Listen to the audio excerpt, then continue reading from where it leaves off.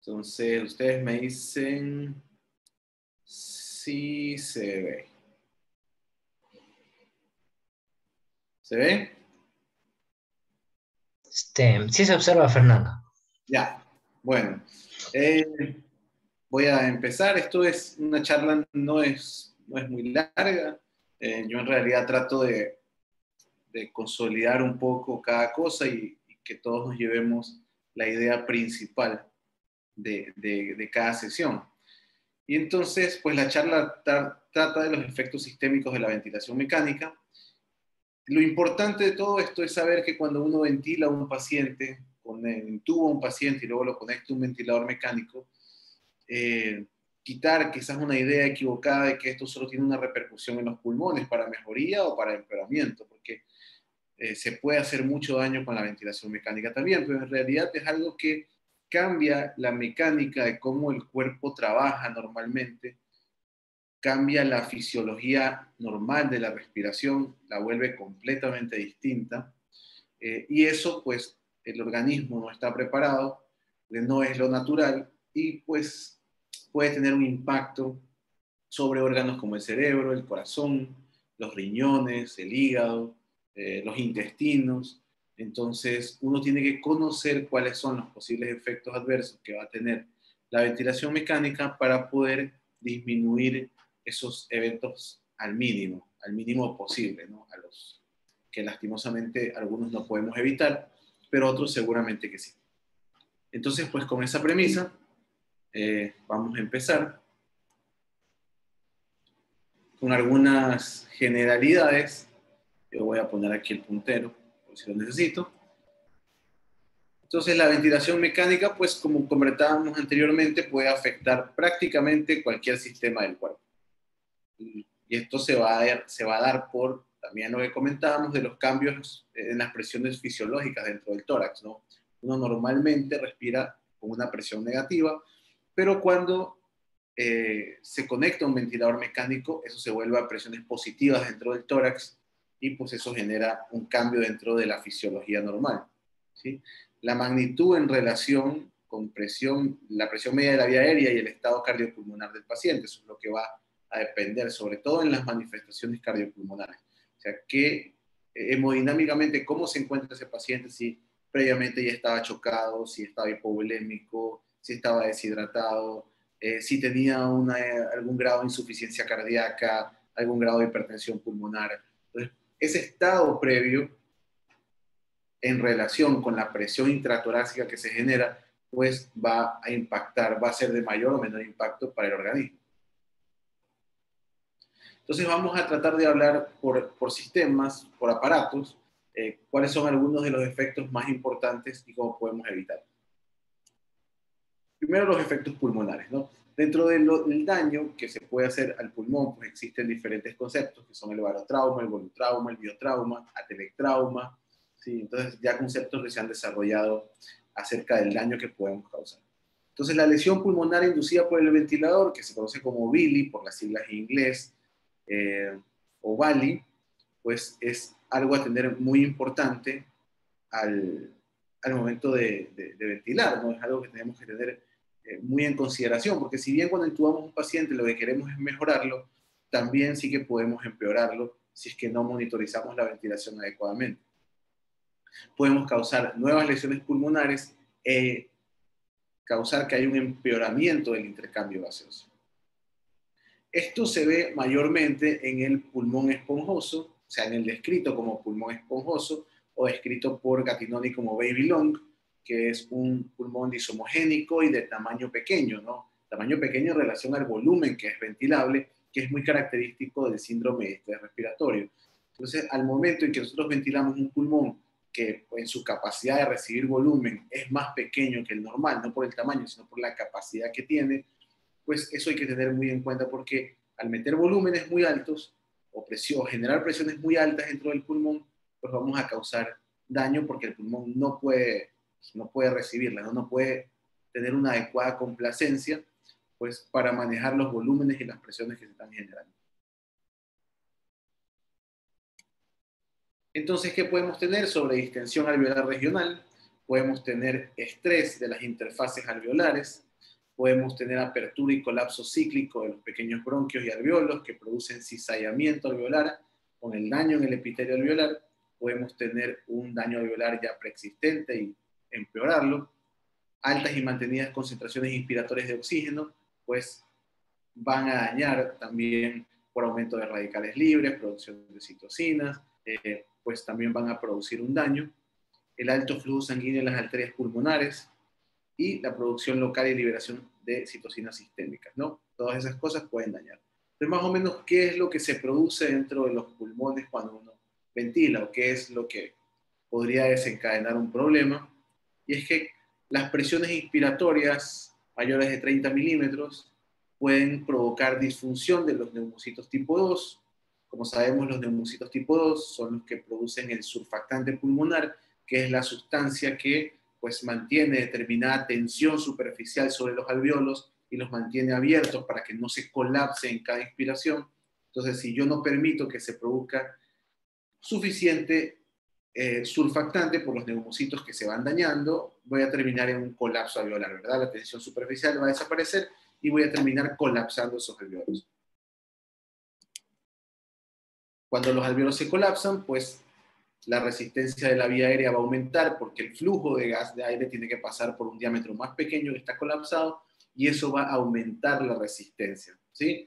El aumento de las resistencias va a causar todavía más un empeoramiento de la presión inspiratoria, ¿no? O de la presión dentro del tórax, lo cual puede llevar a un barotrauma y eso desencadenar en complicaciones muy graves, como por ejemplo los neumotórax espontáneos a tensión, que pues, colapsan las cavidades cardíacas y puede provocar un shock y empeorar aún más todavía el cuadro.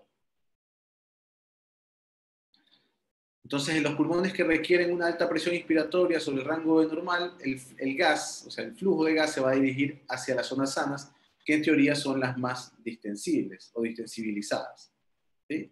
Eso va a provocar que esas zonas, a donde se está redirigiendo el gas, que no puede pasar ya por las zonas que están colapsadas, pues la va a sobreexpandir y va a provocar daño vascular, con lesiones vasculares, lesiones de la membrana hialina, edema alveolar, atelectasias y hemorragias, ¿sí? Y eso pues obviamente va a provocar alteraciones del intercambio gaseoso y la mecánica pulmonar. Entonces, si se fijan, lo que queríamos era mejorar a un paciente y terminamos empeorándolo porque no supimos manejar el juego de presiones que tenía que haber dentro del tórax. Y al final podemos tener un alveolo, así como en este meme, ¿no? Que está el alveolo colapsado por la presión, ¿sí? Que está generando la PIP o la presión inspiratoria, ¿no? Un alveolo ahí tratando de aguantar, pero definitivamente que en un momento va a terminar fallando, ¿no? Entonces, como dice el meme, ¿no? El alveolo tratando de lidiar con la PIP que aumentaste sin titular. Entonces, es más o menos un ejemplo de qué es lo que pasa. El síndrome de distrés respiratorio con volúmenes altos pues puede provocar una respuesta inflamatoria con aumento de las citoquinas, como el factor de necrosis tumoral, como la interleuquina 1, la interleuquina B, la interleuquina 6, ¿sí? Y eso pues también puede desencadenar una respuesta inflamatoria sistémica y por ende una disfunción de órgano múltiple.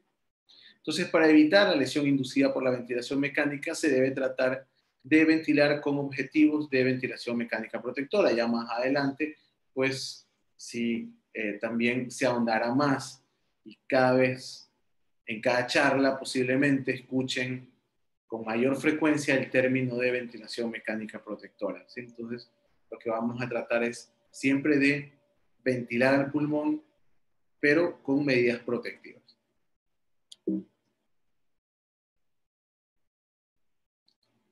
Dentro de los efectos hemodinámicos que tenemos,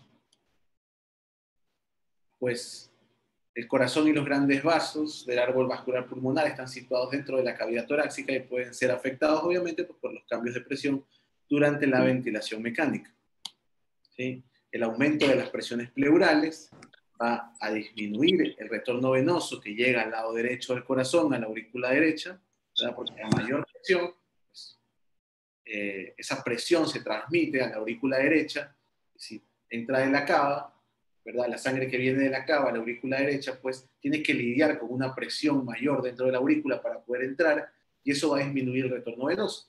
Lo que va a disminuir, ¿verdad?, el volumen de fin de diástole del ventrículo derecho, y obviamente va a disminuir el gasto cardíaco. Entonces, en un paciente, esto se ve muy, muy agudizado en pacientes que previamente, antes de intubarlo, ya estaban hipovolémicos o ya estaban vasodilatados, como pasa en el shock séptico o en el shock neurogénico, otros tipos de shock.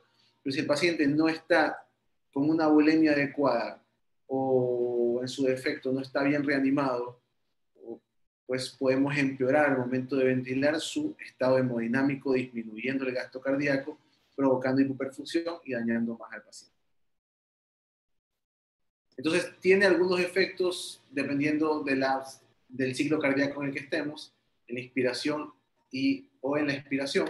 Entonces, por ejemplo, hablando de la precarga, ¿verdad?, que es la sangre que llega, ¿qué es lo que pasa en la inspiración?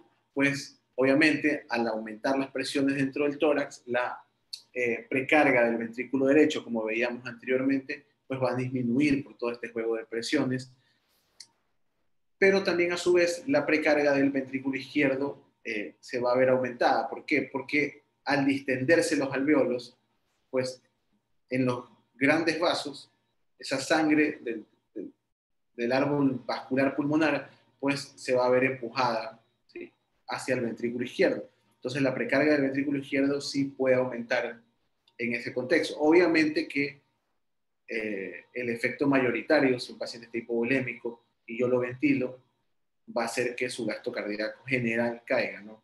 Que depende mucho del gasto cardíaco que tenga el ventrículo derecho. La sangre que llega al ventrículo derecho pasa al árbol vascular, es la que va a llegar al ventrículo izquierdo. Y en la expiración, pues obviamente ya las presiones se relajan un poco más, bajan, y la precarga del ventrículo derecho va a aumentar, pero obviamente la vasodilatación que se provoca acá va a disminuir un poco la precarga del ventrículo izquierdo. Pero como les digo, siempre va a predominar el bajo gasto cardíaco que se produce en la inspiración cuando el paciente está hipovolémico. Eso es algo que, al menos en terapia intensiva, lo hacemos bastante, que es la monitorización de la variabilidad de la presión de pulso. Entonces, si se fijan, esto es una línea arterial de un paciente, y aquí lo que se hace es ver el pulso máximo y el pulso mínimo con las variaciones de la respiración. Entonces, si eso es mayor del 12 o el 30%, del 12 o el 11 o el 13%, dependiendo de la literatura, quiere decir que el paciente está hipovolémico, que le falta volumen.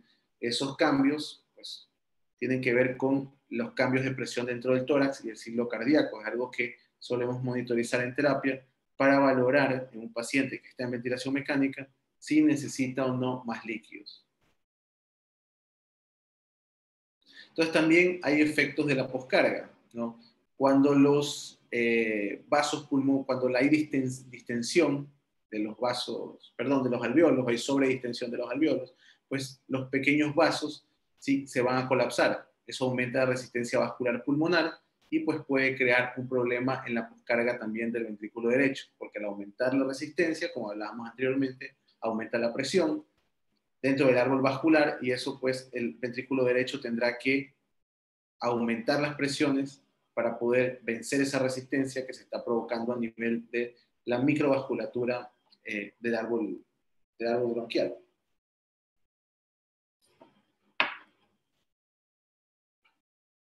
Y también hay efectos sobre la aorta, porque la presión pleural se transmite, que está aumentada, se transmite a la aorta torácica, y la aorta torácica genera una diferencia de presiones entre esta y la extratorácica. Entonces, la presión de la aorta torácica va a ser mayor que la de la extratorácica, o sea, va a ampliar más el diferencial, y obviamente esto va a disminuir la poscarga del ventrículo izquierdo. Quiere decir que tiene que hacer menos fuerza para la eyección, o sea, tiene menos resistencia para poder sacar la sangre del ventrículo izquierdo a la aorta, ¿no? A mandarle a toda la economía, pues, del cuerpo.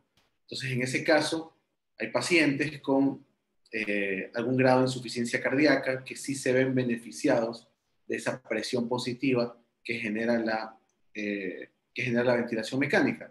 Claro que esto es un arma de doble filo, porque al momento de querer sacar al paciente de la ventilación mecánica, pues vas a poner a trabajar a su corazón en las condiciones en las que trabajaba previamente y le vas a quitar esa ayuda, esa presión.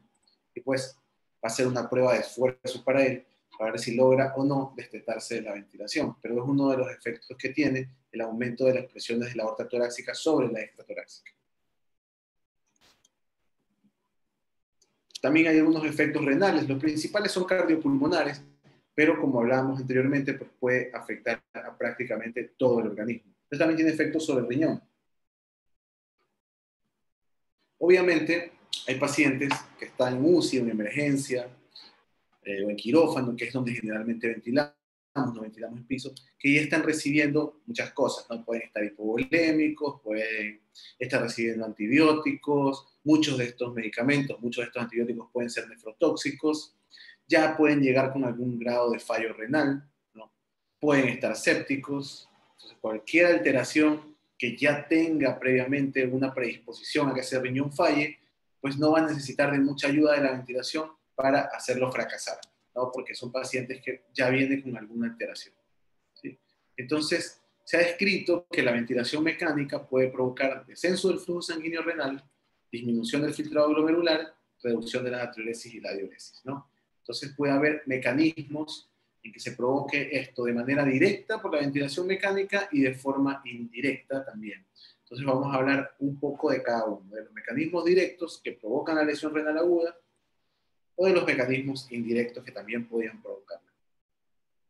Dentro de los mecanismos directos tenemos el descenso del gasto cardíaco, ¿verdad? Porque hablábamos anteriormente que la presión, el aumento de las presiones intratorácicas disminuía el retorno venoso, disminuía el volumen de fin de diástole del ventrículo derecho y disminuía el gasto cardíaco. O sea, el descenso del gasto cardíaco, pues va a haber una disminución del filtrado glomerular, lo que va a provocar un aumento de reabsorción de sodio y descenso de diuresis. El riñón no puede diferenciar si el gasto, si la menor cantidad de sangre y de presión que le llega es porque estoy en ventilación mecánica o porque estoy perdiendo sangre. El riñón interpreta que falta volumen y lo que hace es reabsorber el sodio y disminuir la diuresis. Entonces ahí ya es cuando empiezan los problemas. Y existe una redistribución del flujo sanguíneo, del flujo sanguíneo renal, ¿verdad? Hay un aumento de perfusión en áreas yuxtamedulares, lo cual aumenta la reabsorción de sodio y disminuye la natriuresis, y hay una disminución del flujo en áreas de la corteza renal externa. Esto se ha visto en algunos estudios que hay esta disminución, o esta redistribución, perdón, del flujo sanguíneo renal. Y también está descrito que el aumento de la presión de la vena cava, por aumento de la presión dentro del tórax, esa presión se transmite a la vena cava y a su vez se transmite a las venas renales. Si la presión venosa renal aumenta, en diferencia con un bajo gasto cardíaco, la presión arterial renal disminuida, pues va a provocar menor perfusión todavía, ¿no? Que la sangre no logra salir por una mayor presión. Allá del otro lado de la arteria no nos llega suficiente, obviamente estamos perpetuando un ciclo de hipoperfusión renal que va a terminar con el fallo. Dentro de los mecanismos indirectos, pues hay algunas cosas que están descritas, quizás menos obvias que los mecanismos directos, pero sí descritas. Y bueno, la estimula, obviamente, cuando el paciente se hipotensa porque cae su gasto cardíaco, provoca una estimulación de vasoreceptores en el seno carotidio y eso tiene una actividad simpática renal, lo cual causa vasoconstricción, descenso del flujo sanguíneo renal y excreción urinaria de sodio. Se dice, o hay algunos estudios que describen que la ventilación mecánica de por sí eleva la producción de la hormona antidiurética. Entonces, como producimos mayor hormona antidiurética, pues orinamos menos y eso se transforma en oliguria, en hiponatremia e intoxicación acuosa en diferentes grados. Y pues obviamente la caída del gasto cardíaco es un estimulante potente del eje renina-angiotensina-aldosterona, lo que va a provocar mayor vasoconstricción y la disminución del factor natriurético auricular, que también está descrita en pacientes en distintos grados que están en ventilación mecánica. Tenemos también efectos sobre el hígado, efectos hepáticos. Obviamente asociados también, como pasaba en el riñón, al descenso del gasto cardíaco, pues obviamente va a haber una disminución del flujo sanguíneo portal y del flujo hepático global, y va a haber un aumento de la resistencia vascular hepática también. Esto asociado al aumento de la presión dentro de la vena cava, pues va a haber un aumento de la presión venosa hepática, compresión mecánica del hígado a través del aumento de la presión intraabdominal, y obviamente pues un descenso del diafragma, porque el tórax se infla, el diafragma se baja y comprime pues el hígado también y sus vasos.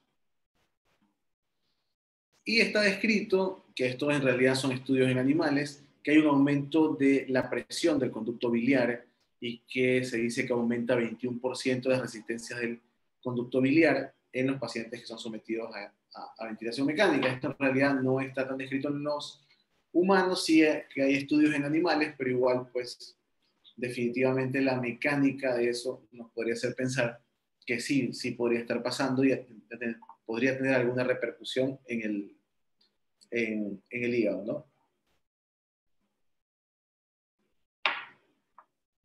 Tenemos también efectos gastrointestinales, también como veíamos, asociados al bajo gasto cardíaco, ¿verdad? El sangrado digestivo es uno de los principales. Se dice que en el paciente ventilado hay una incidencia mayor de sangrado digestivo que en el que no está ventilado. Y como el sistema arterial gástrico, en realidad, de todos los intestinos, es el que menor capacidad tiene de autorregularse, porque dentro de los estados de bajo gasto cardíaco, el cuerpo intuye que el hígado, perdón, que los intestinos son de los menos importantes junto con la piel, y toda esa sangre se redistribuye a órganos diana, a riñón, cerebro, corazón. Entonces, si caemos en un estado de bajo gasto cardíaco, pues obviamente los intestinos se van a ver afectados porque su capacidad autorregular es muy, muy pobre. Aparte, con el incremento de la presión venosa gástrica, pues podemos provocar más la hipotensión por la caída del gasto cardíaco, pues la isquemia de la mucosa gastrointestinal, se puede ulcerar, sangrar, perforar, en fin, un sinnúmero de complicaciones. Y también pues las complicaciones mecánicas, como la distensión de la cámara gástrica, en unas complicaciones que podemos tener cuando intubamos, sobre todo, pues es intubar el esófago y empezar a ventilar y distender la cámara gástrica, o también incluso cuando damos la práctica de bolsa mascarilla, de una preoxigenación antes de intubar, también podemos distender la cámara gástrica, ¿no? Y eso puede traer algún problema. Y dentro de los efectos en el sistema nervioso central, aunque no voy a caer en detalle porque definitivamente van a tener una charla de ventilación en el neurocrítico, entonces no voy a entrar en mayor detalle. Las presiones de CO2 menores a 20 pueden ocasionar isquemia cerebral. Cuando hay hipocapnia, quiere decir que hay bajo CO2 o baja presión de CO2. Eso causa vasoconstricción, sobre todo a nivel de la vasculatura cerebral. Y pues la vasoconstricción disminuye el flujo sanguíneo cerebral y puede provocar isquemia. Aunque no hay un valor específico de PIB que se diga que impacte más o menos sobre la presión intracraneal, hay estudios que en pacientes con lesión neurológica aguda, quiere decir con trauma craneoencefálico, con hemorragia cerebral, con hemorragia subaracnoidea, las presiones al final de la aspiración, la PIB, mayores a 10 pueden tener repercusión en la presión intracraneal, elevarla y provocar más daño. Entonces, aunque esto no es algo a rajatabla, ¿sí? Y que todavía está mucho en debate la PIB en los pacientes neurocríticos, qué PIB es dañina, qué PIB no es dañina, pues, y ya lo van a ver más a fondo en una charla que hay, está descrito que valores mayores a 10 con lesión neurológica pueden empezar a acarrear problemas de elevación de la presión intracraneal y más daño neurológico, ¿no? Entonces, como conclusiones que podemos tener, que la ventilación mecánica puede tener efectos sobre prácticamente todos los órganos y su funcionamiento. Hay que tener en cuenta este impacto que puede pues, ser sobre los mismos pulmones, sobre el corazón, sobre los riñones, el hígado, sobre el sistema digestivo, sobre el cerebro, y tratar de controlarlo, si se puede, o impedirlo, sería mejor, pues de vital importancia para que a nuestro paciente le vaya bien. Los efectos cardiopulmonares, como les decía, son los más frecuentes y los de mayor impacto, al menos los que más notamos. A veces no notamos que le estamos haciendo daño al intestino o que ese intestino está sufriendo, es algo que no avisa en un paciente que está sedado y ventilado, o si no está monitorizado con un catéter de presión intracraneal. Yo, cuando le echo un eco, yo no sé que la presión intracraneal se está elevando porque yo le estoy poniendo 12, 14, 15 de PIP. Pero seguro que vas a ver que el paciente tiene altas presiones en la vía aérea, que satura, que la presión se cayó. Entonces esas cosas son más llamativas y son las de mayor impacto, ¿no? Y generalmente el bajo gasto cardíaco y la hipoxemia que provocamos son los que terminan dañando aún más el resto de los órganos. Entonces, optimizar los parámetros y el monitoreo continuo pues pueden reducir al mínimo estas reacciones adversas. Ventilar o saber ventilación mecánica no se trata de intubar a un paciente y de conectarle a un ventilador y ponerle los parámetros. Eso puede hacerlo cualquiera.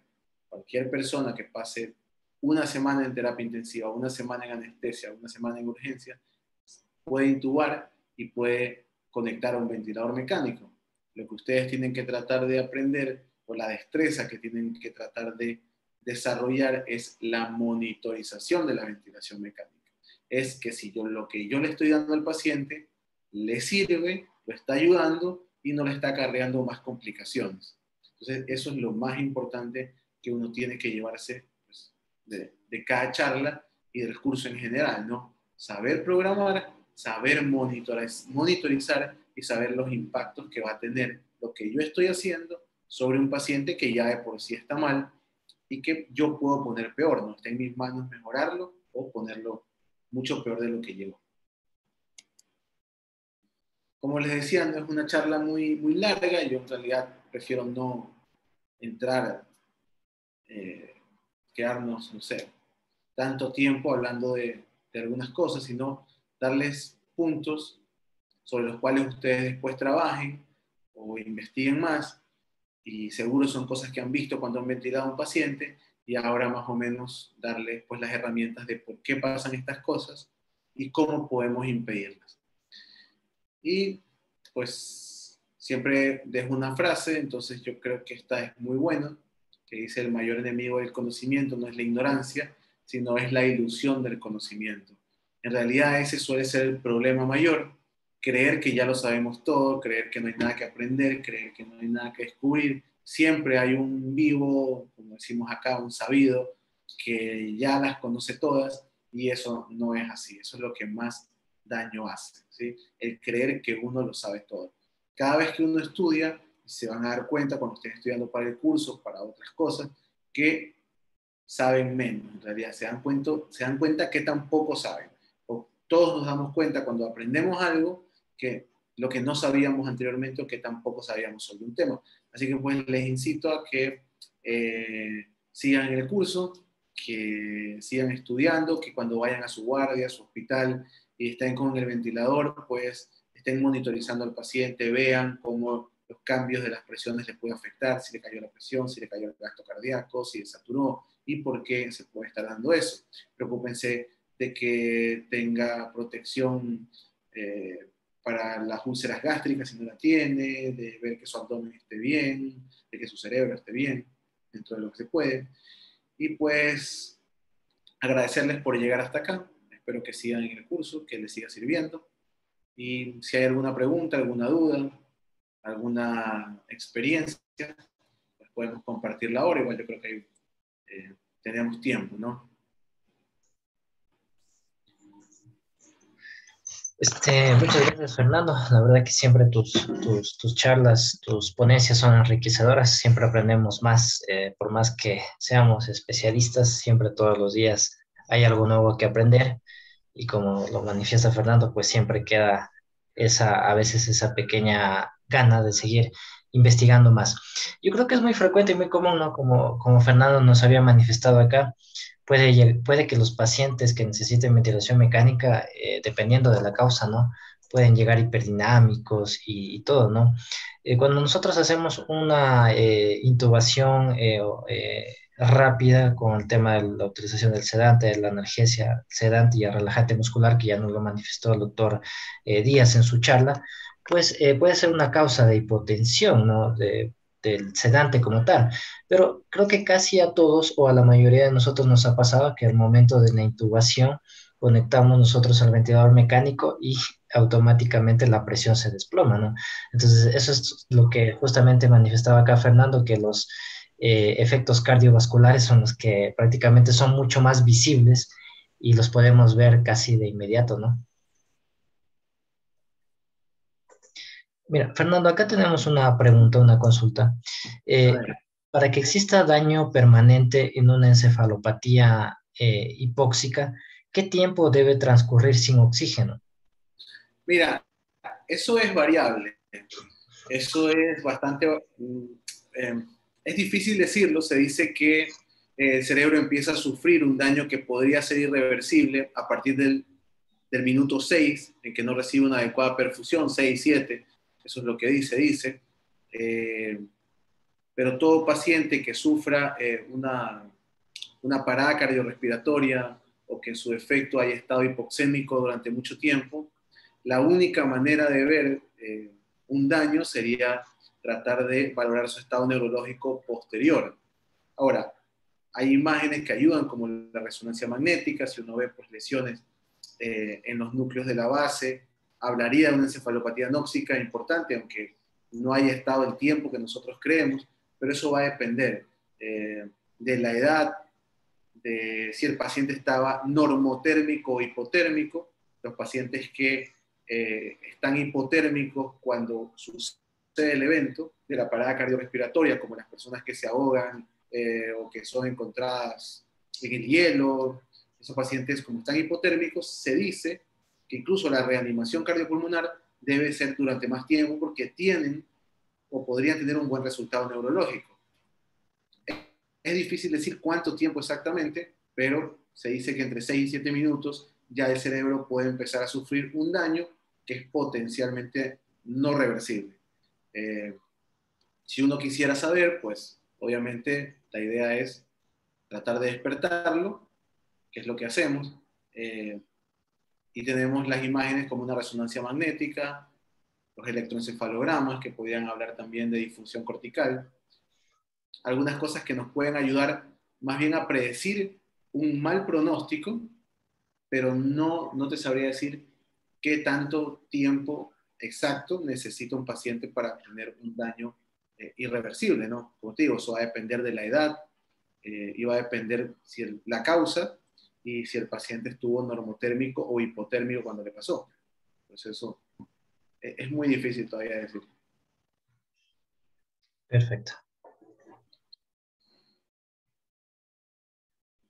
No sé si por parte del auditorio alguien tiene alguna otra duda más.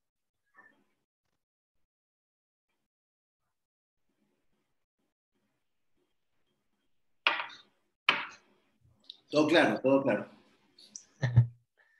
Parece que sí, todo claro.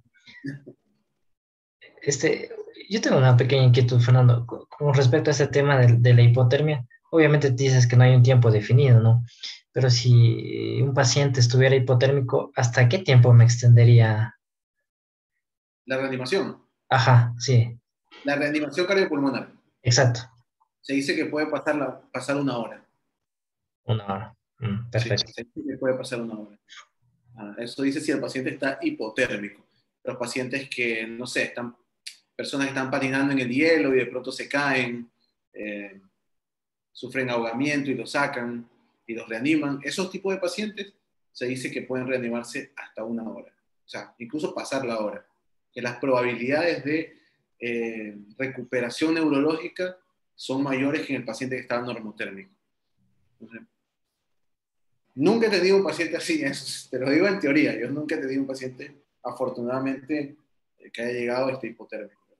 Es lo que dice, incluso dentro de la ACLS y la reanimación cardiopulmonar.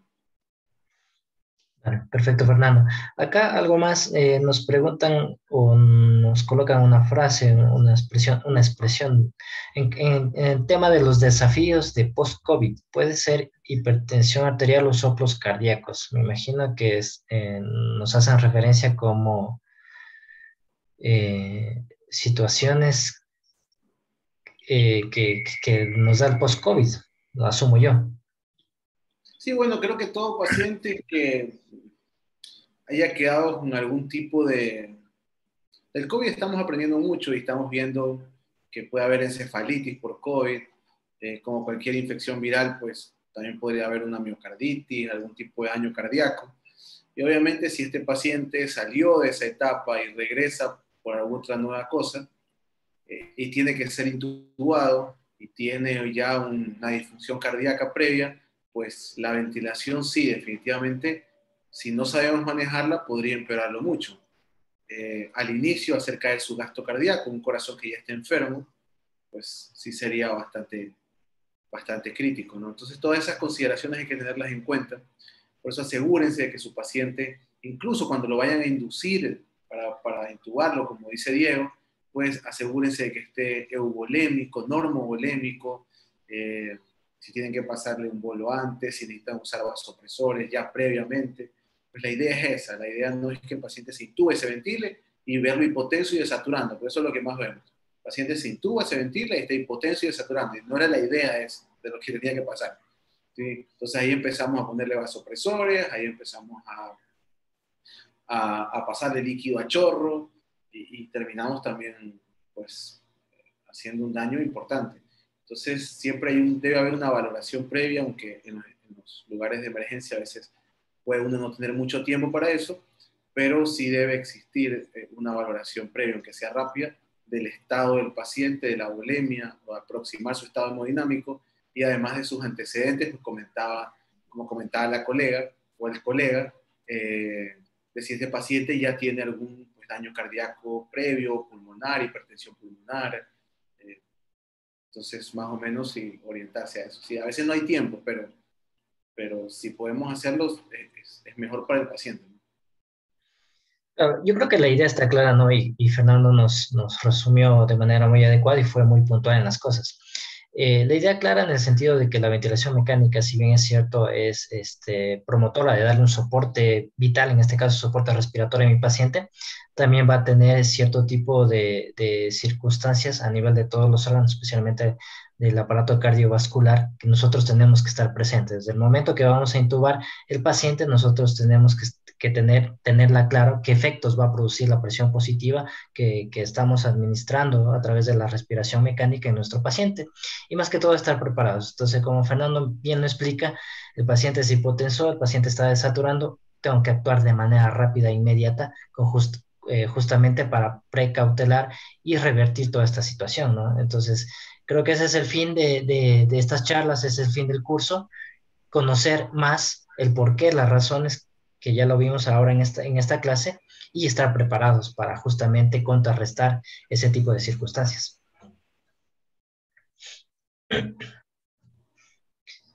No sé si es que hay alguna otra inquietud por parte del auditorio.